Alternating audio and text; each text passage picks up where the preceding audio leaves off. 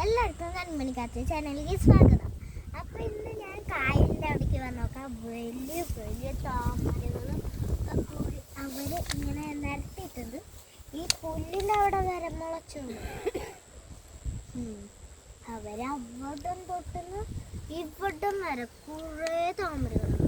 പക്ഷെ വിരിഞ്ഞിട്ടില്ല മുട്ട്. ഇത് അമ്പലത്തേക്ക് വേണ്ടിയിട്ട് അവർ സെറ്റപ്പാക്കിയതാണ്. അവർ ബോട്ടൊക്കെ ഇങ്ങനെ ഒഴുകിയിട്ട് ഏതൊക്കെ വലിയ ഓരോ മുട്ടുകൾ അതൊക്കെ പറിച്ചെടുത്തിട്ട് ചില ആൾക്കാരൊക്കെ ഞാൻ ഷോർട്ടിൽ കണ്ടതുണ്ട്. താമര എടുത്തിട്ട് ഇങ്ങനെ വിരിയിപ്പിക്കുന്നതൊക്കെ നല്ല രസമാണ്. എനിക്കങ്ങനെ വിരിയിച്ച് പഠിക്കണം എന്നൊക്കെയുണ്ട്.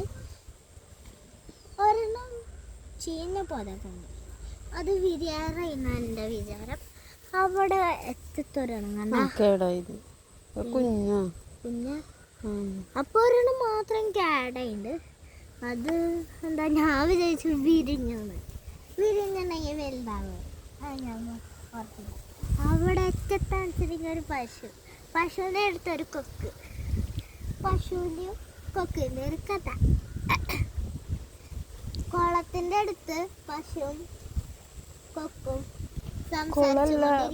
കായലത് കായല് സാറില്ലേ പോയോ ഞാൻ അപ്പുറത്തേക്ക്